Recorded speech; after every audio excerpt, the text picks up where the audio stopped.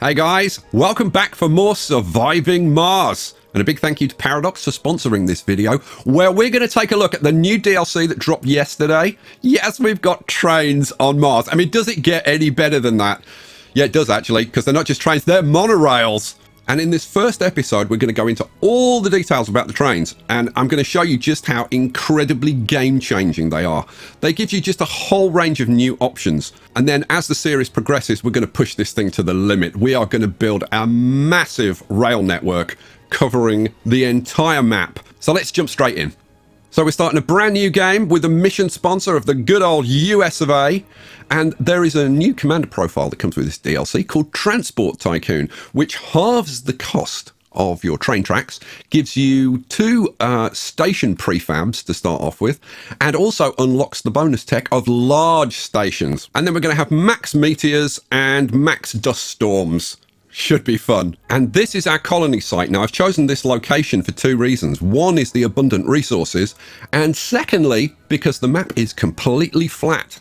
And that's going to be really important because trains cannot go up and down ramps or change elevation in any way. So having a flat map means that we're going to be able to have a network that spans the entire map.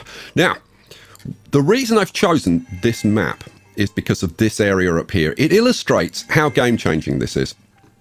So, in previous games, I would have chosen to build my first dome probably over here, because you have to have your dome in range of underground metals and rare metals in order to mine them, because you need people to go out and mine them.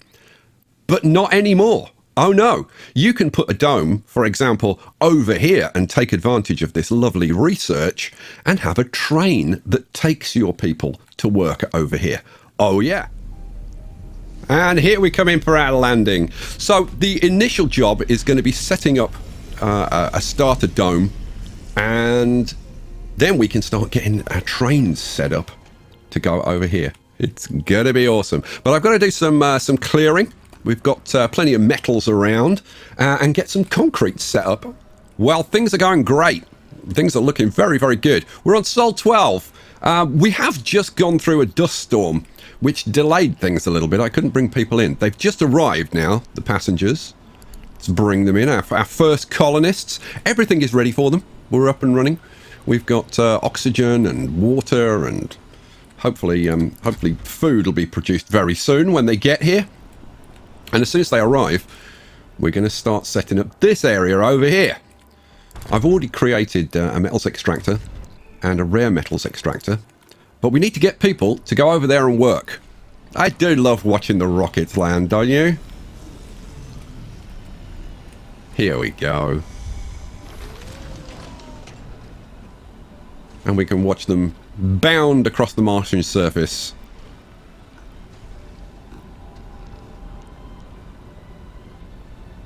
Very synchronized, isn't it? Okay, so while they're getting in here and getting themselves sorted out, we're going to set up trains, the monorail. You're going to love this. Okay, so where do we want to go? Infrastructure. We have 2 stations. I'm going to set this one up. Let's turn this around, and we'll pop you in.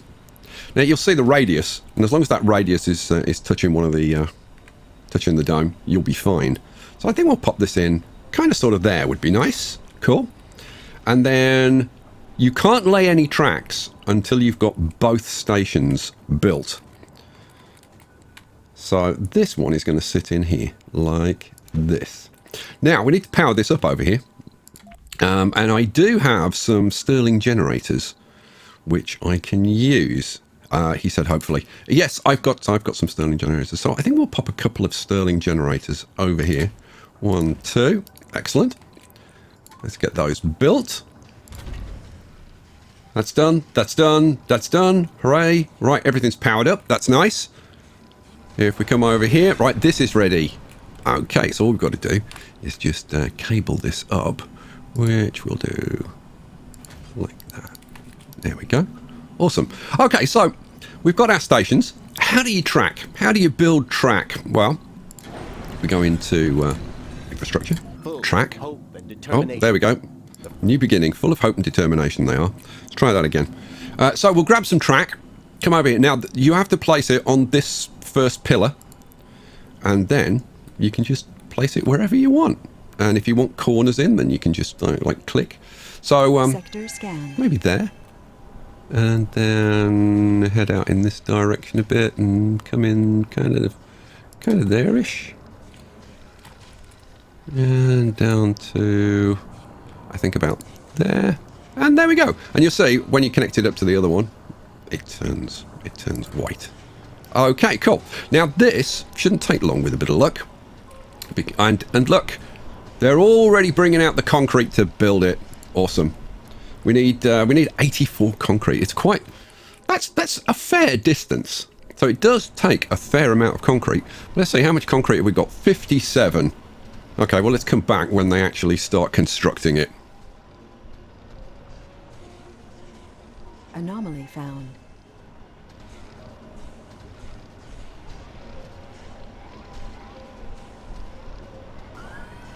And there it is. It's all built. Hooray.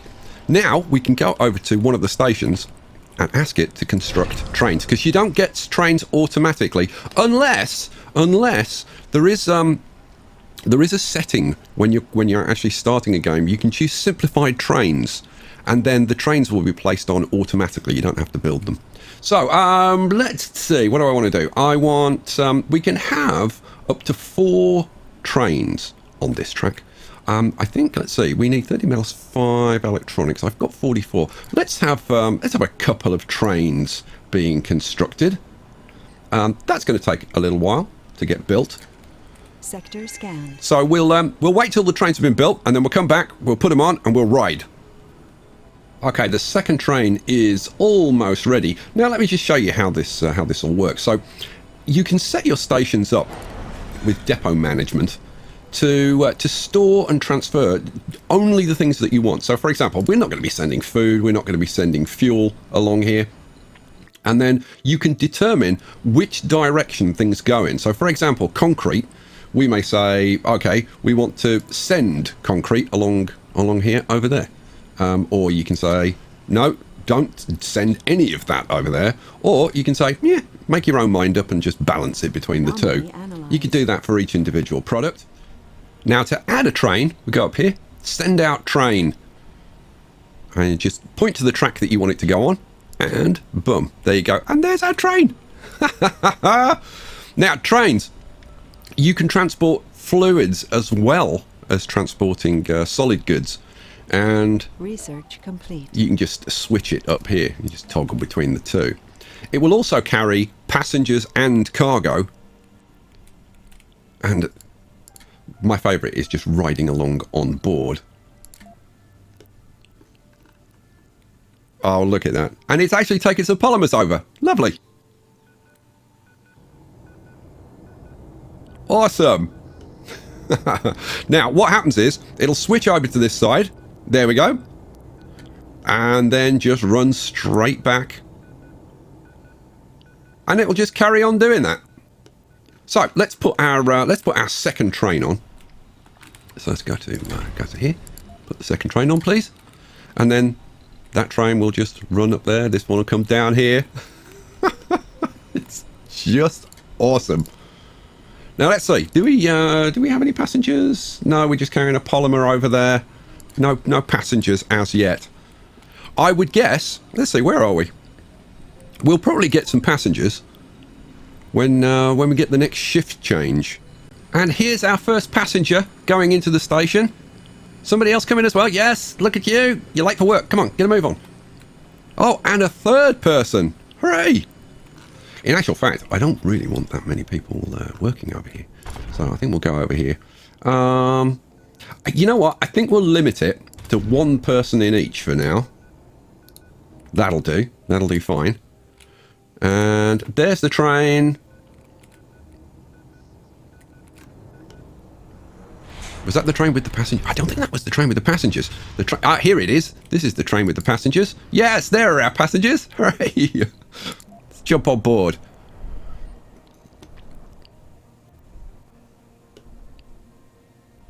It's a great way to see your colony. When you've got intricate train networks around the place, just riding around and just seeing everything is kind of awesome and very relaxing. And then when they get to the other end, they're going to go off to their respective jobs. Yes, there they go. And we've now got one person working in there, one person working in there. And I think this person has decided, yes, he's decided to go back. Yes, good for you. Well done. Okay, cool. So there you go. There's our first train line up and running. Moving cargo, moving passengers. It's just beautiful. And I think you can see what a game changer this is, because it totally changes the way you're going to lay your base out and where you're going to build domes. I mean, before, okay, if you'd wanted to do this, you could, but then you'd have had to build another dome over here. And you have to have all of the services, and you have to have all the people working to provide all the services for the people to work here, which is, it's a massive overhead. So being able to just pop in a train and you're done is awesome. Now, this also allows you to specialize your domes, and this is something that we're going to do during this series. So, for example, somewhere on the map, probably in more than one place, we're going to have residential areas, and the domes will literally just be residences and the services to support those residences.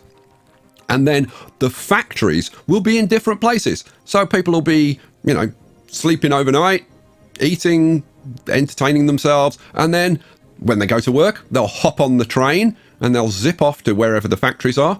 Now, yeah, one thing is worth mentioning. The passenger services only work point to point. So you have to go from station to station. You can't have it go to station, have them get off and get onto another train from another station. Now, resources, you can do that. You can daisy chain the resources. So that means you can set up a transport hub. One of the things that we're going to do on this map is over here in this, I'm going to bury a mohole over here to produce waste rock and precious metals and metals. And we're going to have a train station, which is going to come out here. And it's going to come to, I would think, a nice transport hub where we'll split things up. And the waste rock will go off to waste rock processing, and the rare metals will go off to the factories, and the metals will go off to wherever they're needed, and any excess will be shipped off to a starport, which will be somewhere. I'm sure we'll have the space elevator soon enough. And so yeah, you can just set up incredible things with this. I do love it. I think this is by far the biggest game-changing functionality that's been added to the game since the game started. So there you go. Now I'll show you the large station. The large station is slightly different. So let's go into here. Now where's the large station? Here we go. So the large station, as you can see, instead of a single track coming out, it's got two tracks coming out on either side. Now trains won't go through. It's not a through station, it's a terminus. But it means that you can have this as the basis of a transport hub. And you could have multiple of these, of course. But it allows you to have two tracks going out in each direction. So the potential for the things that we can do now is awesome. Now, pros and cons. The inability to go up ramps is a little bit of a problem. It can run during dust storms. Now, obviously your shuttles, which up until now we've used shuttles to move things around, but those shuttles, they don't fly in dust storms. It's one of the reasons that I set this map to be maximum dust storms, because I thought it'd be kind of nice to show just how awesome these trains are. Cold waves. Now, cold waves do affect them. They don't stop the trains, but they will cause the trains to slow down. Now, there are a few researches that you can do to improve the situation. Also, comfort. People's comfort is affected by traveling on the trains. They don't like it particularly at the beginning, but if you once you've started doing terraforming, if you run a train through a green area, they'll actually gain sanity from traveling through green areas. And then over here, tracks, do this research, tracks are easier to repair and trains are safer for the passengers. People can die on the trains, I'll point out. Over here, faster trains. The trains travel faster. Over here, luxurious trains. Colonists no longer take a comfort penalty while travelling. It's like, oh, and there's also another one over here, but I haven't got it yet. And that is for underground trains. We're definitely going to be doing that at some point.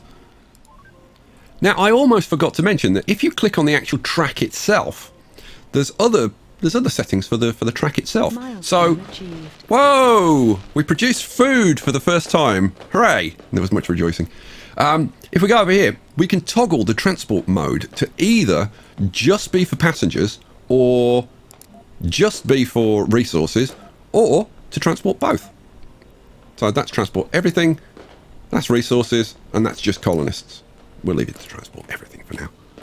Wow, with the fireworks going off over the colony, I think that's a great place to leave it for this episode.